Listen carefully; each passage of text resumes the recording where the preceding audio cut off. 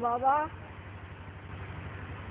बाबा सुनिए, ऐसा भागवत मान जाए छोटे बच्चा को बहुत दिन हो गई। आपकी आवाज़ तो वही रह गई। हाँ, हमें हो जाएगी। कैसी प्रार्थना करके बता दिए। कह रही है छोटे बच्चे को भागवत मानी थी तो कैसे करें? आप हमें हो जाएगी। हाँ, बहुत भाग करके बाबा के पास चली जाए करो। बाबा बहुत दिन से हो जाते भाई कब नहीं गई हमें, और ध्यान नहीं कैली। बताया ना। बीच में खुद भाग करके बाबा के पास चली जाया करो। तो आ जाइए। कुर्सी पे बैठ करके बैठ हाथ में लेके दरवाजे पे बैठ जाओ। अच्छा। आपकी मनौती पूरी हो जाएगी। अच्छा, बहुत बढ़िया कह जा रहा है बाबा। आत्मा छोड़ दे रही जब तू आत्मा के दूसर आत्मा उन्हें जड़ा देला तो कैसे उनका परातिक हो।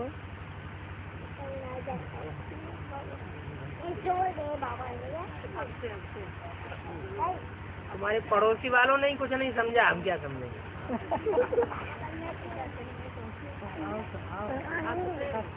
ये कहा था ये शरीर छोड़ दे बाबा, सुन बाबा। ये शरीर जब छोड़ देता है जैसे शरीर के दूसरा को जड़ा देता है तू ये जराओ तो तेकर कैसे उद्घाटन की तरह। ये कहती है बाबा कि जो आत्मा निकल जाती है और शरीर को जला देती है तो उसका उद्घाटन कौन करेगा? कर रहे हैं ना उद्घाटन। जब कोई शरीर छोड़ देता है तो उसके शरीर को जला देते हैं। जला देते हैं माने देह अभिमान को भस्म कर देते हैं। हिंदू ही भस्म करते हैं कि मुसलमान और क्रिश्चियन भस्म करते हैं? हिंदू ही भस्म करते हैं। तो यादगार आपकी है, आपने देहभान को भस्म किया है। तो उसकी यादगार में वो स्थूल देह को जलाते हैं। देहभान को भस्म करना तो जानते ही नहीं, तो देह को भस्म कर देते हैं। आप तो प्रैक्टिकल में करते हो।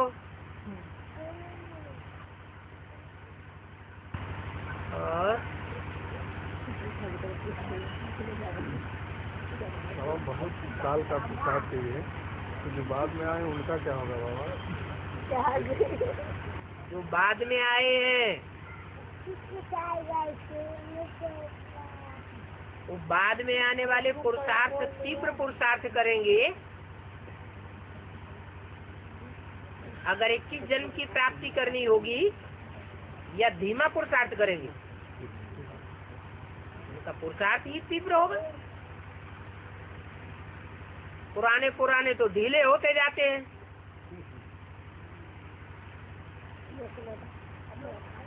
और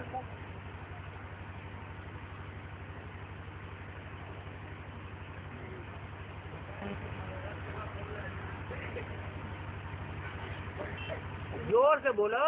हाँ, मनसा सेवा।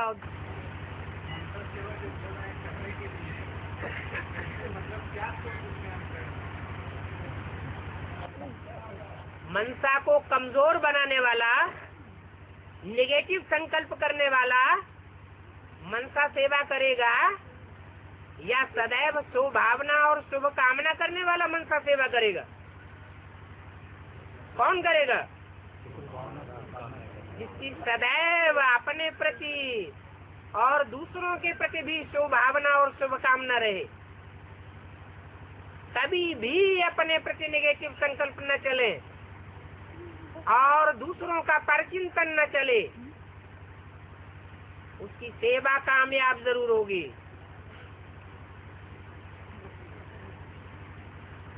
मन से ही सेवा कामयाब होगी। वाचा के भाषण की भी दरकार नहीं है। भाग दौड़ की सेवा करने की भी दरकार नहीं है।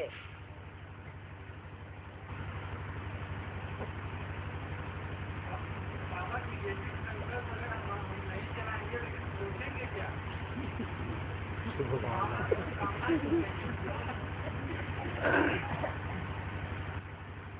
आत्मिक स्थिति में रहने वाला सदैव अपने लिए भी शुभ कामना शुभ भावना करेगा और दूसरों के लिए भी करेगा, और जितना देहभान में आता होगा और देहभान की एक्ट करता होगा, शुभ भावना और शुभ कामना चल ही नहीं सकती।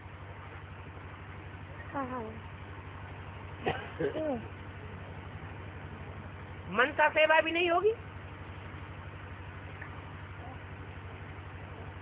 इंद्रियां तो स्थूल हैं, लेकिन मन तो सूक्ष्म है। सूक्ष्म में ज्यादा पावर होती है या स्थूल में ज्यादा पावर होती है? जो अपनी स्थूल इंद्रियों को ही कंट्रोल नहीं कर सकता, तो सूक्ष्म मन को कंट्रोल करके मनसा सेवा कर सकेगा?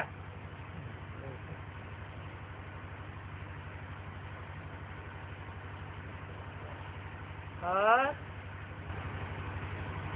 बाबा मुरली सुनीला, मुरली का पॉइंट पता नहीं, कहीं याद नहीं। कुछ तो याद आता होगा।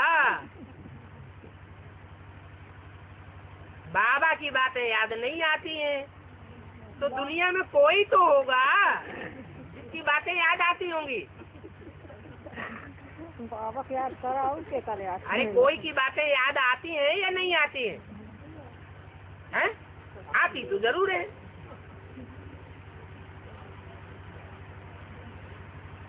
तो सब ताजी अरे बाजू, ये जितनी प्रैक्टिस करेंगे, प्रैक्टिस करने से प्रैक्टिकल होने लगेगा।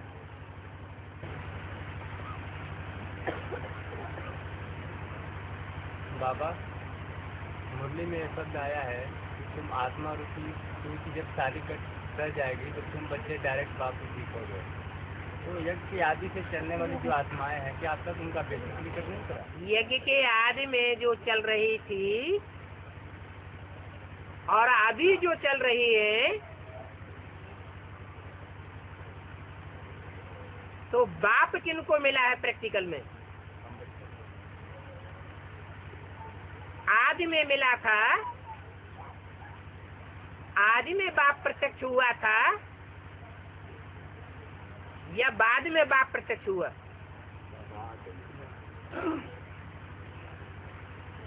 बाप बच्चे को पैदा करता है, बीज डालता है आदि में, तो बच्चे के सामने बाप प्रत्यक्ष होता है या माँ पहले प्रत्यक्ष होती है? तो आदि में बाप था ही नहीं, वो बात ही खत्म हो जाती है।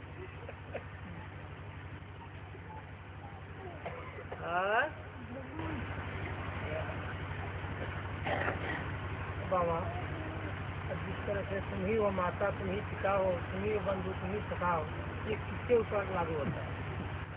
अर्धनारीश्वर के ऊपर। अर्धनारीश्वर माने शक्ति रूपी रंगमंच पर माता का पाठ बजाने वाली कौन सी विशेष आत्मा है और पिता का पाठ बजाने वाली कौन सी विशेष आत्मा है? दो आत्माओं का नाम चाहिए, हीरो और हीरोइन के रूप में पाठ बजाने वाली विशेष दो आत्माओं के नाम बताइए। एक ब्रह्मा बाबा माँ का पाठ बजाने वाला, और दूसरा राम बाप का पाठ बजाने वाला। और दोनों अगर एक ही तन में समाहित हो जाएं और ब्राह्मण परिवार की पालना होती रहे, वो पालना प्रवृत्ति मार्ग की पालना कही जाएगी या सिंगल की पालना कही जाएगी? तो अभी बेसिक की तो बात ही छोड़ दो, एडवांस में प्रवृत्ति की पालना है या निवृत्ति की पालना का फाउंडेशन है? अभी भी प्रवृत्ति मार्ग की पालना का फाउंडेशन पड़ रहा है। हाँ।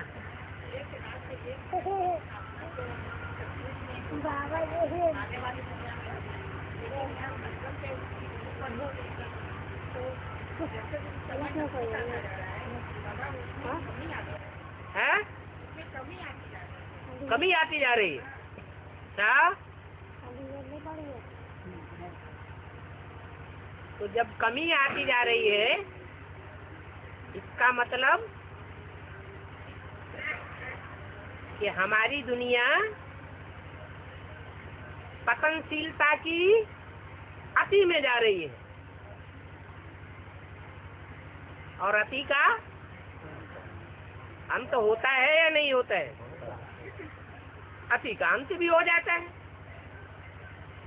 तो अंत नजदीक है या दूर है? नजदीक है।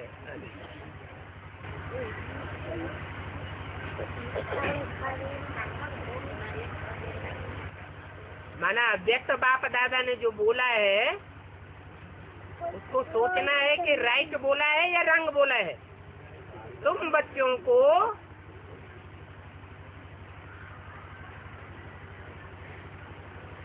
नई दुनिया का फाउंडेशन लगाना होता है।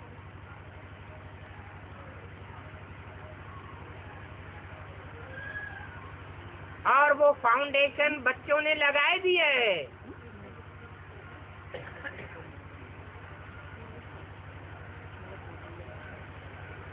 नई दुनिया का सौगात बाप दादा ने बच्चों को दे दिए। बाप दादा ने झूठा बोला या सच्चा बोला? बाप दादा ने तो झूठा नहीं बोला। अब ये देखना है कि कौन से बच्चे किस नंबर में उस नई दुनिया की सौगात लेने वालों में गिने जाते हैं।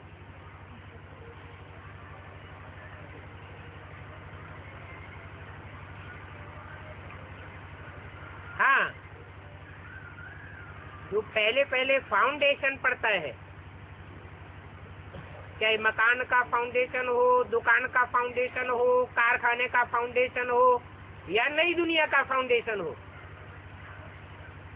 तो आजकल एक रिवाज देखा जाता है, जहाँ कोई बड़ी बिल्डिंग बनती है तो चारों तरफ से पर्दा लगा देते हैं ताकि सबको दिखाई न पड़े कि अंदर क्या हो रहा है।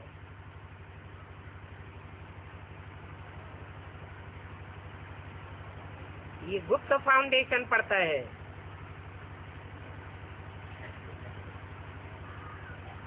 जैसे गर्भ महल कहा जाता है या गर्भ जेल कही जाती है, तो बच्चा गुप्त में तैयार होता है या प्रत्यक्ष में तैयार होता है? गुप्त में तैयार होता है। जब प्रत्यक्ष हो जाएगा तो संगम युगी स्वर्णिम युग की नई दुनिया का एक धर्म और एक राज्य वाला राज्य भी संसार में प्रत्यक्ष हो जाएगा।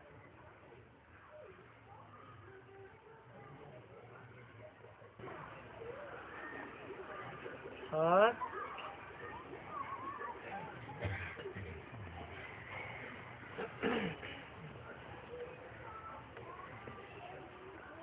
बाबा, हाँ जी, पहले राम राज होगी कि किस में राज होगी? है पहले राम राज होगी किस जिससे राम राज 21 कृष्ण जी के राज होगी? कह रही पहले राम राज्य होगी या कृष्ण की राज्य होगी?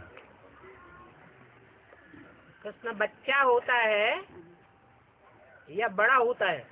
बच्चा होता है। तो बच्चा होता है और राज्य बच्चे का होता है या बड़े रूप में बाप का होता है? राज्य तो बाप का ही होता है। बाप को राम कहा जाता है और बच्चे को कृष्ण कहा जाता है। बाप जो कुछ भी करता है,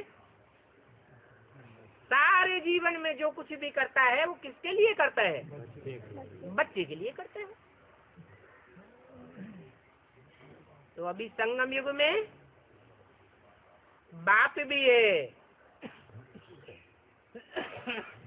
और बच्चा भी है।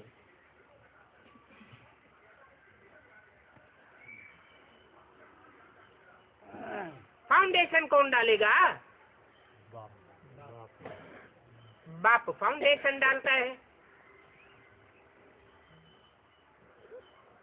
बच्चा राज्य करता है।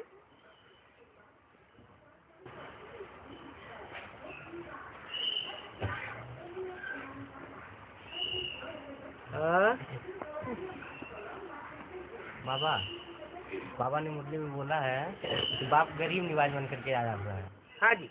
तो गरीब के साथ बाबा निवाज शब्द क्यों लगाया? निवाज तो इस्लामिक भाषा है, निवाज का अर्थ क्या है?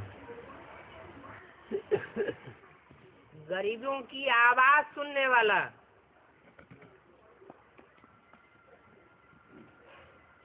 एक होते हैं गरीब और एक होते हैं साहूकार। किसके दिल से दुख की आवाजें निकलती हैं? गरीबों के दिल से दुख की आवाजें निकलती है। दुनिया के जो साहूकार हैं वो उन आवाजों को नहीं सुनेंगे, नहीं सुनते हैं।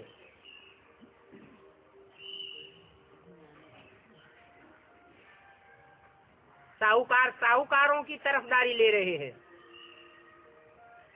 इसलिए दुनिया में साहूकार और ज्यादा साहूकार होते जा रहे हैं और गरीब गरीब बनते जा रहे हैं।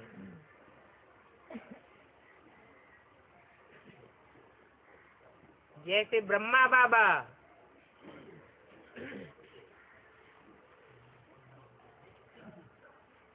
दुनिया वालों की नजर में साहूकार था या गरीब था?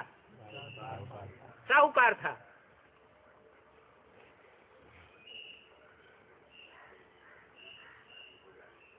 उन्होंने अपनी गोद में किन बच्चों को आश्रय दिया?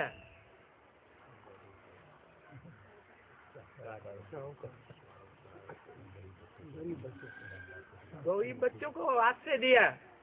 यज्ञ के आदि में जो भी भाग भाग करके आए थे, बड़े बड़े परिवारों से आए थे या गरीब आए थे?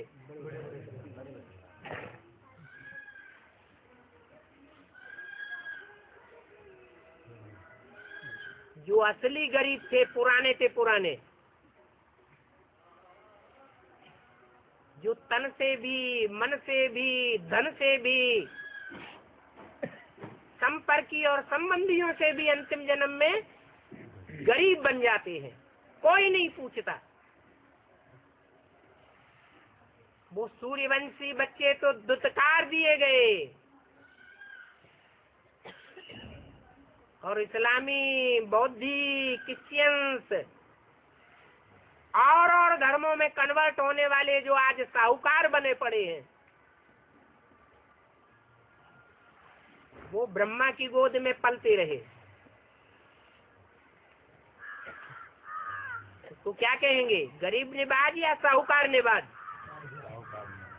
आज भी जो ब्रह्मा के फॉलोअर्स हैं,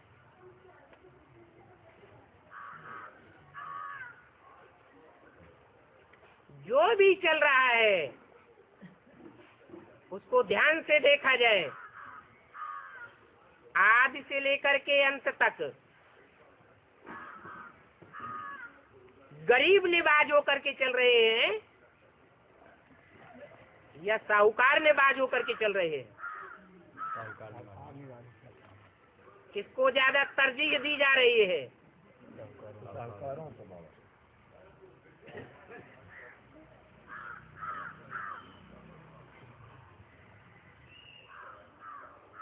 और बाप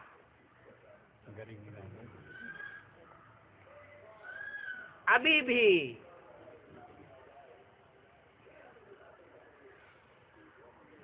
गरीब बच्चे ही सरेंडर हो रहे हैं और गरीब ही साहूकारी नहीं, गरीब ही एडवांस ज्ञान में आ रहे हैं। कोई करोड़पति नहीं आ रहा है, ये फर्क हो जाता है।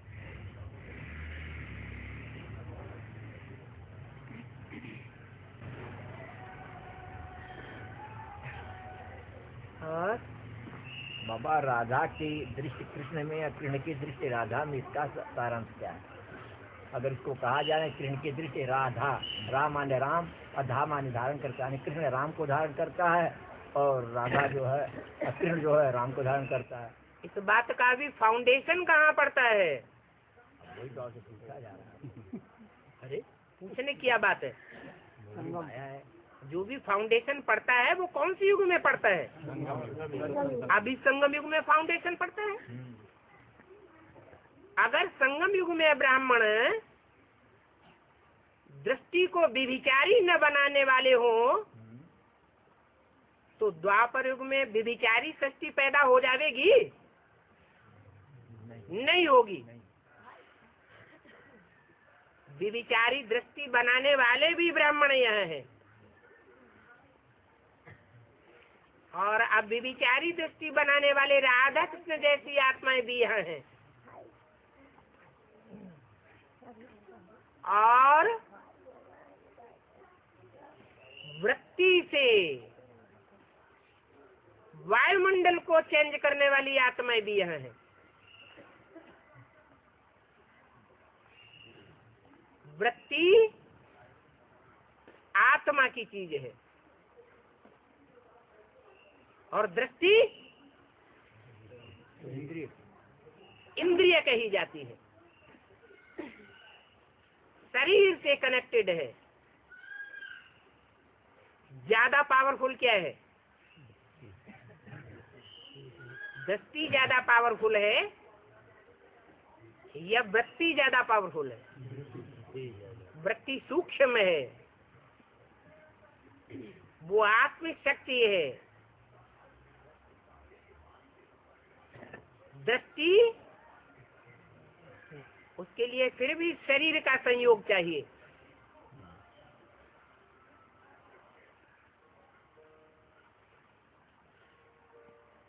एक होती है सूक्ष्म दुनिया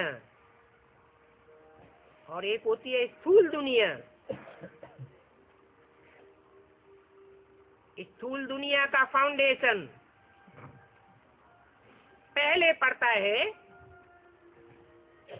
या सूक्ष्म दुनिया पहले बनती है? पहले सूक्ष्म बनती है। बच्चा पैदा होता है,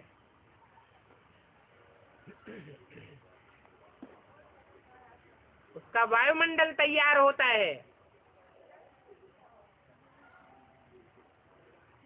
उस वायुमंडल के अनुसार शरीर छोड़ने से 4 महीने पहले से गर्भ में बच्चे का पिंड तैयार होने लगता है। अगर वो वायुमंडल उसका न हो तो वो पिंड तैयार हो जाएगा? नहीं होगा। ऐसे ही ये संगम युग में कुछ विशेष पावरफुल आत्माएं हैं जो डायरेक्ट अशरीरी बाप के बच्चे हैं। अशरीरी बाप को अपना शरीर नहीं है, वो इस सृष्टि पर आकर के दृष्टि से सृष्टि चेंज करता है, तो भी शरीर में आना पड़ता है, पराये शरीर के द्वारा करता है। परंतु जिस पराये शरीर में प्रवेश करता है उसमें ये सिद्ध है कि अपने शरीर के द्वारा ही जो पुरुषार्थ होता है उस पुरुषार्थ से ही को चेंज करता है, वायुमंडल ही बदल देता है। ऐसा वायुमंडल बन जाता है कि जिसकी यादगार पारसनाथ के रूप में गाई जाती है। जैसे पारस पत्थर का गायन है, लोहे को भी स्पर्श करता है तो सोना बना देता है। लोहे को स्पर्श करने की बात नहीं है, ये कलयुगी लोहे की तरह काली हो जाने वाली आत्माएं जब बाप की योगाग्नि के वायुमंडल में प्रवेश कर जाती है, संसर्ग संपर्क में आ जाती है, तो लोहा भी कैसा हो जाता है? लाल हो जाता है। रूप रंग चेंज हो जाता है, मोल्ड होने योग्य हो जाता है। ऐसे ही जैसे कि नेहरू जी का मिसाल दिया जाता है, पीछे से नेहरू का कितना भी विरोध करने वाला शख्स क्यों न हो, जब नेहरू जी सामने आते थे तो वो व्यक्ति भी चेंज हो जाता था।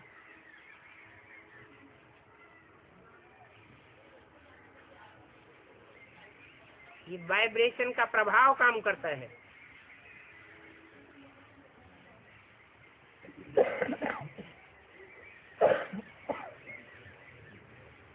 अभी राधा कृष्ण की आत्माएं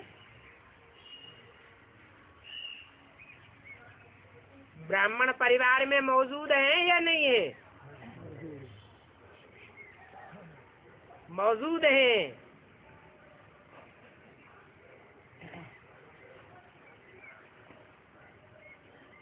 संगमगी कृष्ण का पार्ट बजाने वाला भी मौजूद, और संगम युग में राधा का पार्ट बजाने वाली आत्मा भी मौजूद। और दोनों ही आत्माएं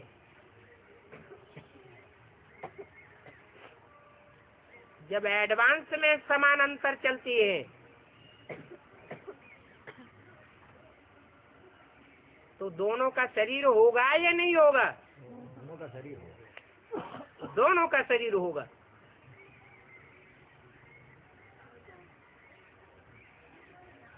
शरीर होने के बावजूद भी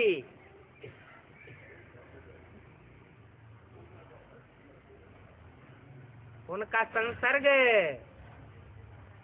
संबंध और संपर्क ज्ञान के आधार पर पक्का होगा या देवान के आधार पर पक्का होगा? ज्ञान के आधार पर पक्का होगा। इसके लिए उनको देह की दृष्टि की भी दरकार नहीं रहेगी।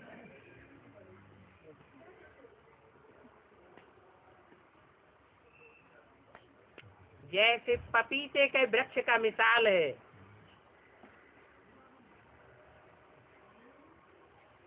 नर वृक्ष और मादा वृक्ष 2 किलोमीटर की दूरी पर भी हो तो भी अपना पराग खींच लेता है।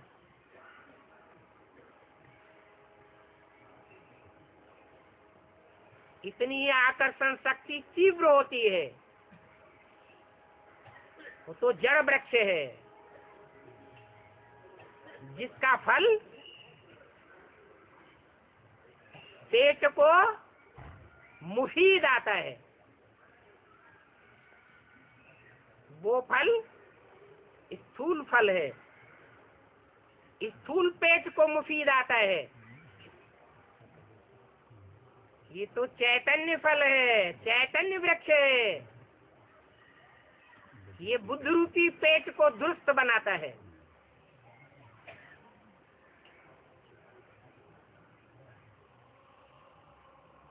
बातों का फाउंडेशन अभी पढ़ना है।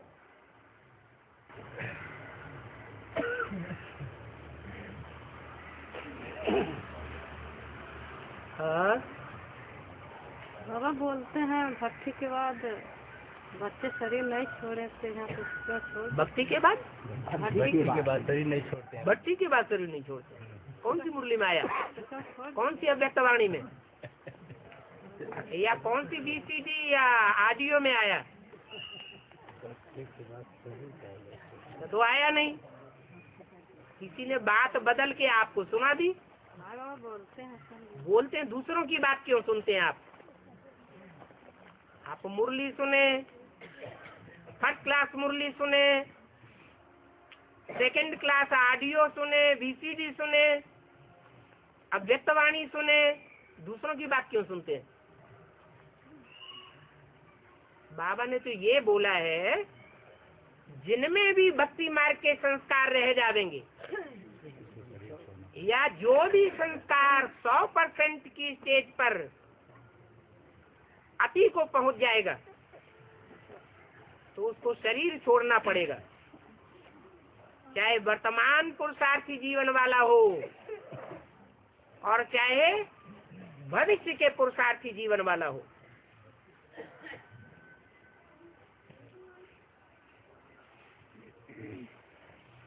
ऐसे भक्ति मार्ग के संस्कार रहने वालों को शरीर जरूर छोड़ना पड़े, क्योंकि मुरली में घोषणा कर दी है, भक्ति मार्ग मुर्दाबाद, ज्ञान मार्ग जिंदाबाद। तो भक्ति मार्ग में चलने वाले भक्ति मार्ग बना रहे हैं ना, नहीं तो मुर्दाबाद कैसे होगा?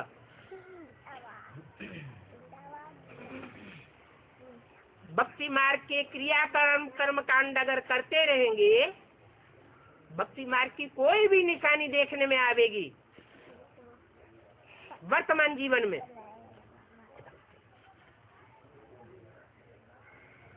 तो अंतमते सुगते हो जाएगी, क्योंकि ये भक्ति मार्ग की दुनिया खलास होनी है। भक्ति मार्ग का पोषण करने वाले भी खलास हो जाएंगे। ये भक्ति रावण से आती है, रावण राज्य ही खलास होने वाला है।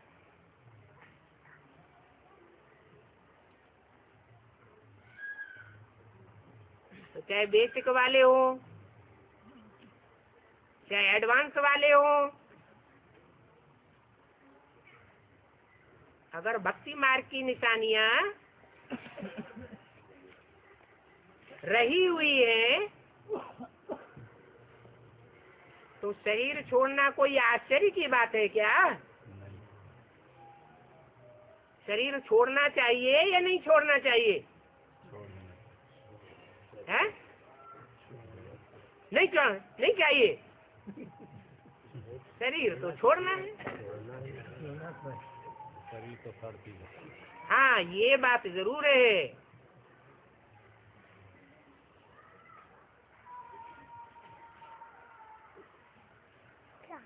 कि अभी फिर भी पुरुषार्थी जीवन बचा हुआ है। अभी जो शरीर छोड़ेंगे एडवांस में चलने के बावजूद भी, तो उनको नया शरीर जरूर मिलेगा।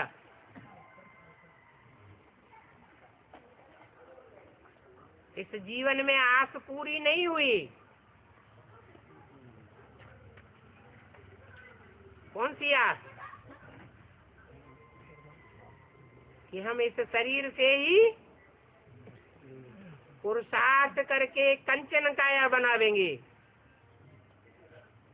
ये एडवांस का लक्ष्य है ना। तो जल्दी ही नया जीवन मिलेगा, नया शरीर मिलेगा और उसके द्वारा पुरुषार्थ करके अपने लक्ष्य को पूरा करेंगे।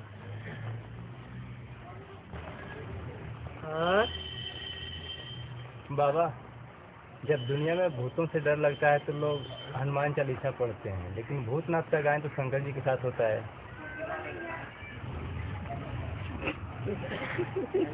अच्छा, हनुमान की पूंछ लंबी दिखाई जाती है ना, वो लंबी पूंछ काय बात की निशानी है? हैं? देहभान की निशानी है। जिसमें देहभान ज्यादा होगा उसमें काम विकार ज्यादा होगा या नहीं होगा? होगा।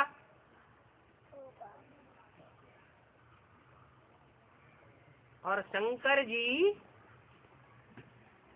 ये नाम तो बाद में संसार में सार्थक होता है, पहले वो दुनिया का सबसे बड़ा देह अभिमान वाला व्यक्ति है,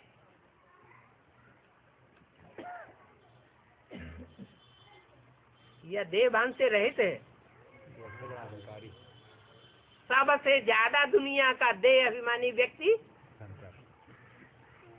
पतित से पतित स्तनधारी में शिव बाप प्रवेश करते हैं। उसका संपन्न रूप निर्विकारी निराकारी मूर्ति के रूप में दिखाया जाता है, जो लिंग रूप में पूजित होता है। द्वापर के आदि में वो लिंग रूप में पूजा जाता है, दूसरी इंद्रिय के रूप में नहीं पूजा जाता है।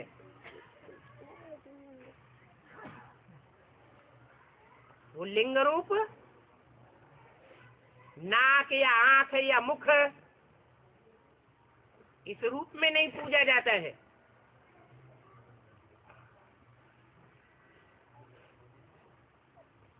जो विकारी इंद्रिय सारी दुनिया को सबसे जास्ती तंग करती है, सारी दुनिया जिससे हार मान जाती है,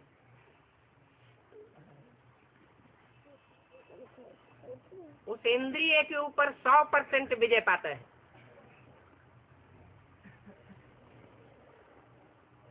तो हनुमान मनुष्य जीवन का चरम लक्ष्य है, यह निराकारी स्टेज को पाना चरम लक्ष्य है। हनुमान अधूरी स्टेज का पार्ट है, पुरुषार्थ है, और लिंग संपूर्ण स्टेज का पार्ट है। जो ऐसी स्टेज में रहता है जैसे कि नाक, आंख, कान या कोई भी कर्मेंद्रियां है ही नहीं। इस शरीर में से हाथ काट दिए जाएं, टांगे काट दी जाएं, ज्ञान इंद्रियों वाला मुख काट दिया जाए तो क्या रह जाएगा? लिंग रह जाएगा।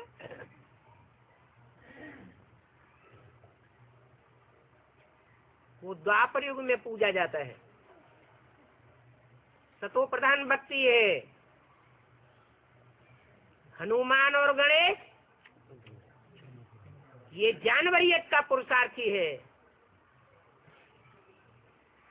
ये तमो प्रधान दुनिया में पूजे जाते हैं।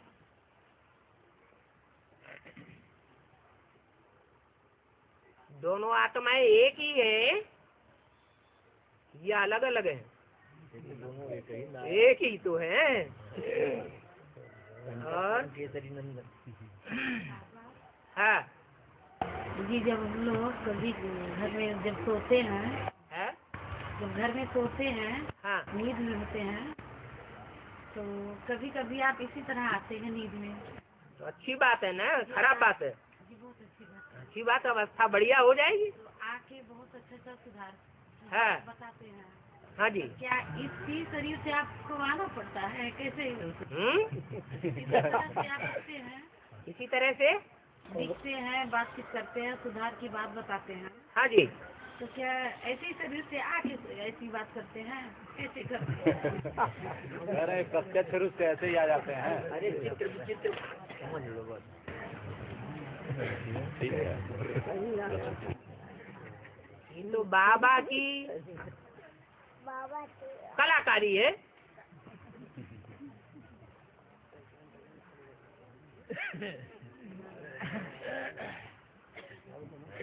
स्वप्न और साक्षात्कार की लीला जैसे आदि में हुई है ऐसे अंत में भी होनी है।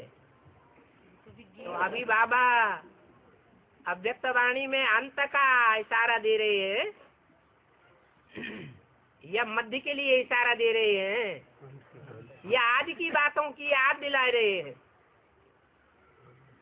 आदि की बातों की याद दिला करके अंत के लिए इशारा दे रहे हैं कि स्वप्न और साक्षात्कार की लीला तीव्र गति से चलेगी। तो आपके द्वारा हो रहा है तो आपके मुंह में घी शक्कर। दरवाजे से आते हैं, ऐसी अवस्था बना के रखें क्योंकि स्वप्न का ये हिसाब है। जैसे मिसाल दिया है, कपड़ा बेचने वाला बजाज सारा दिन कपड़ा फाड़ता रहता है, बेचता रहता है, तो रात में अपनी धोती फाड़ देता है।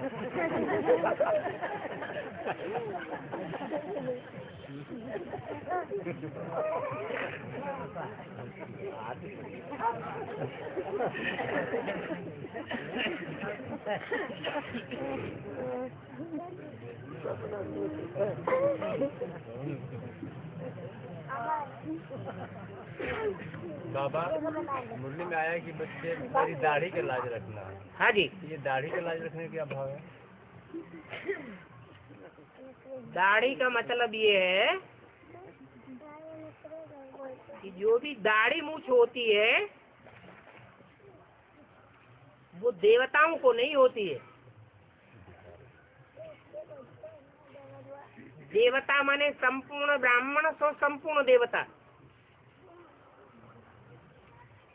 उनको पुरुषार्थी नहीं कहेंगे।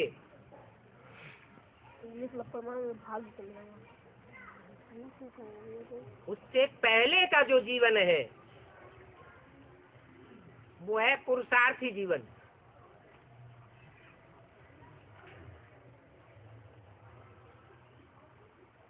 वो पुरुषार्थ जब तक विकारी है तब तक पुरुषार्थ होता है। यह संपूर्ण निर्विकारी बनने के बाद पुरुषार्थ होता है। विकारी है तो पुरुषार्थ होता है।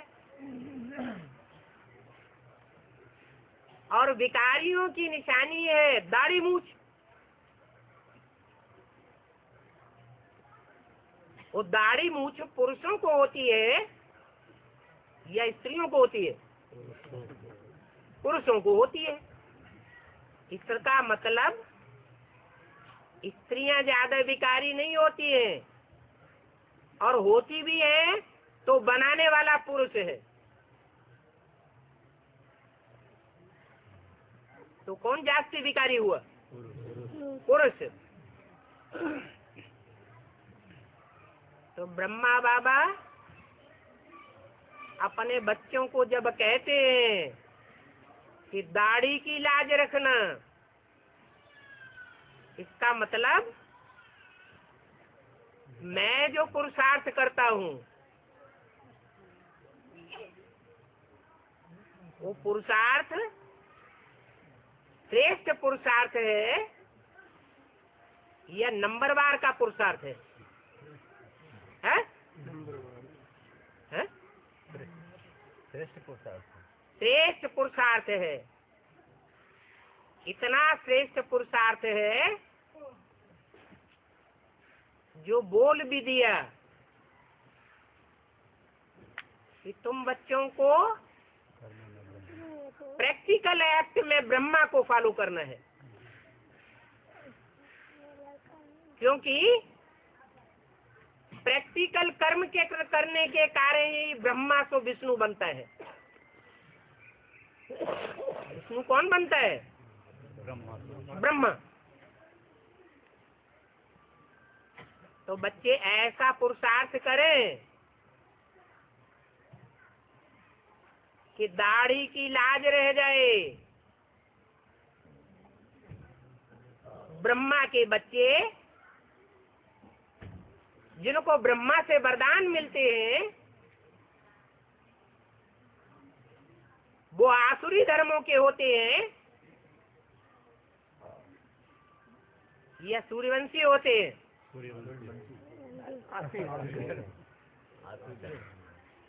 आसुरी बच्चे हैं। इसलिए उन बच्चों से पहले ही बोल दिया कि मेरी दाढ़ी की लाज रखना। तो शास्त्रों में जितने भी असुरों ने ब्रह्मा से वरदान लिए हैं उन्होंने ब्रह्मा के दाढ़ी की लाज रखी नहीं रखी। कहाँ की यादगार है? संगम युग की यादगार है। अभी भी जो ब्रह्मा को विशेष फॉलो करने वाले हैं शिव बाप को जानते भी नहीं तो फॉलो करने का सवाल ही पैदा नहीं होता।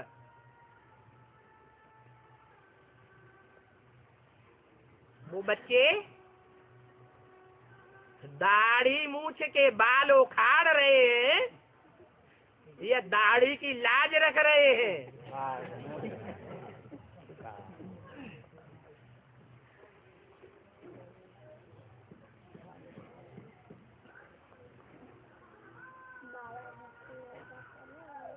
मुसलमानों में जो बहुत ऊंचे पुरुषार्थी होते हैं उनको क्या कहते हैं?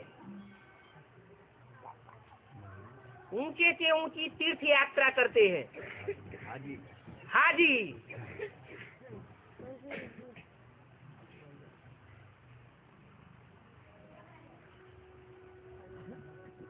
वो हाजी जी का लक़ब प्राप्त करने वालों में से ज्यादातर का रूप ब्रह्मा की दाढ़ी मूछ का होता है। उस दाढ़ी में भी सारी दाढ़ी तो बरकरार रहती है, इधर की और उधर की मूछें भी बरकरार रहती हैं, लेकिन बीच की मूछें सफा चट कर देते हैं।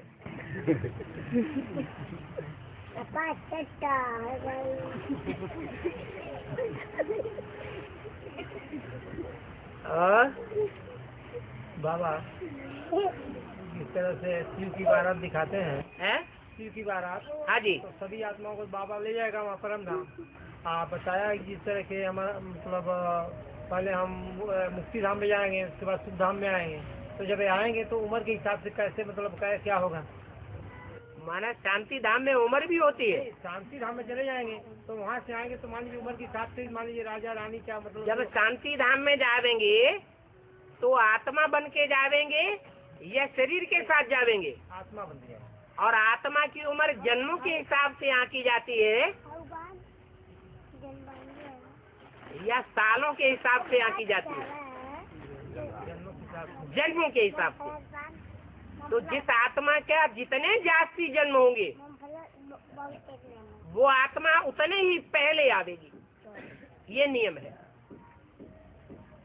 जाएंगे तो साफ शांति धाम में, लेकिन जिन आत्माओं ने देह भान को जितना ज्यादा त्यागा होगा उतनी उनकी आत्मा के जन्मों की आयु बढ़ जाएगी।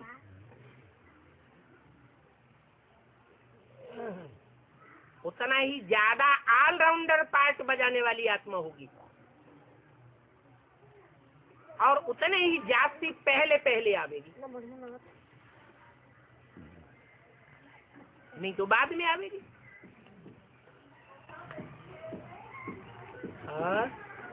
बाबा कन्याएं माताएं जब रसोड़ा होती हैं तो भक्ति मार्ग में इनका छूना हुआ नहीं खाना चाहिए, है? इनका बनाया खाना नहीं खाना चाहिए। हाँ जी, ये क्या बात है, एक क्यों दोष लगाया? ये दोष इसलिए लगाया गया है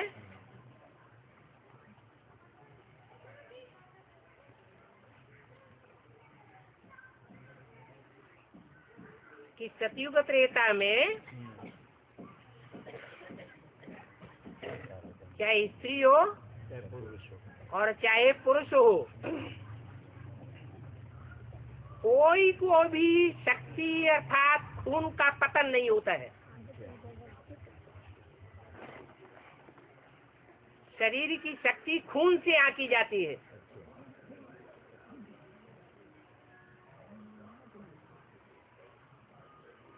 न खून तमो प्रधान होता है और न खून की क्षीणता होती है।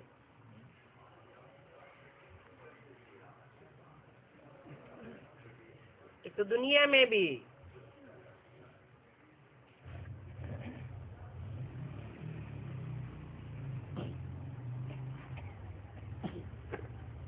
पुरुष जाति नीचे गिरते हैं,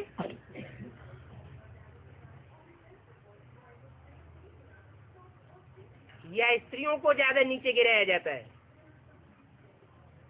पुरुष तो स्त्रियों को ही गिराता है। तो जब स्त्रियां ही ज्यादा नीचे गिरती हैं तो ज्यादा शक्ति की क्षीणता किसकी होती है? तन से भी क्षीण, मन से भी क्षीण, धन से भी लुंजुम पुंजुम, हर प्रकार से क्षीणता होती है। और स्थूल खून भी सबसे जास्ती क्षीण होता है।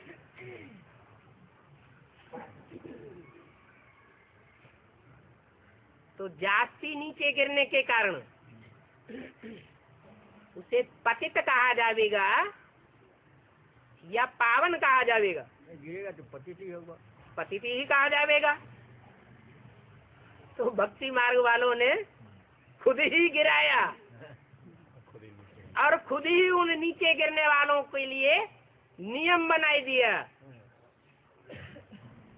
कि इनके हाथ का भोजन नहीं खाना है।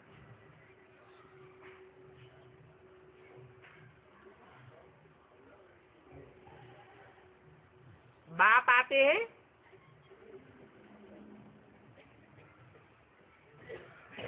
तो गलती सुधारते हैं।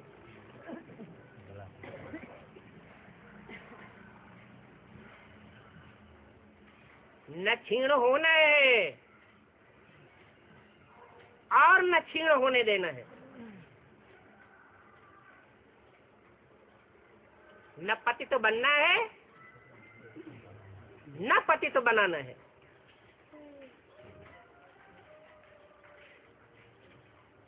एक होता है स्थूल भोजन और एक होता है सूक्ष्म भोजन।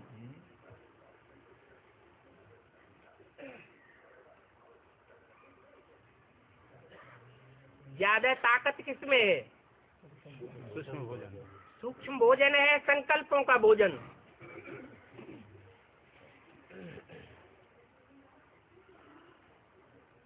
संकल्पों का श्रेष्ठ भोजन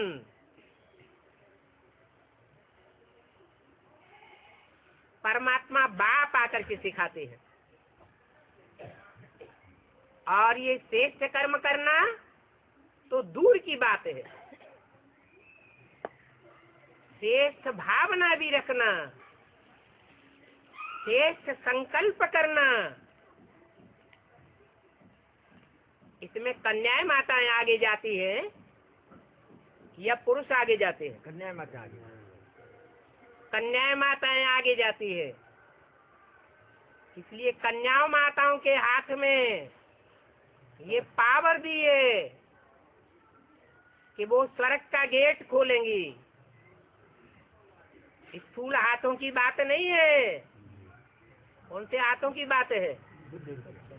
ये बुद्ध रूपी हाथ की बात है।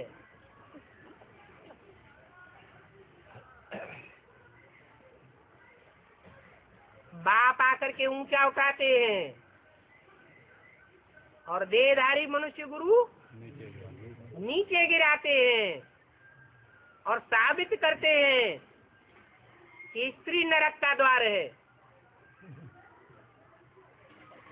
और बाप कहते हैं ये तो सड़क का गेट खोलने वाली सड़क का द्वार है।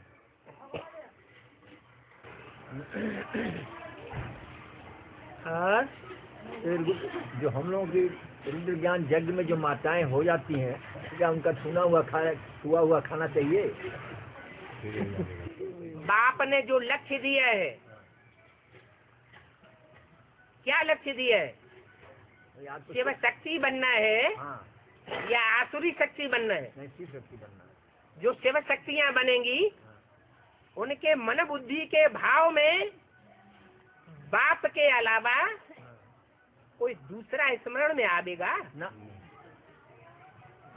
तो जब स्मरण में ही नहीं आवेगा तो दोष ही कौन है? तो छिड़का आवेगी क्या? ना, अब मालूम हो गया बाबा। ओम शांति। ओम शांति।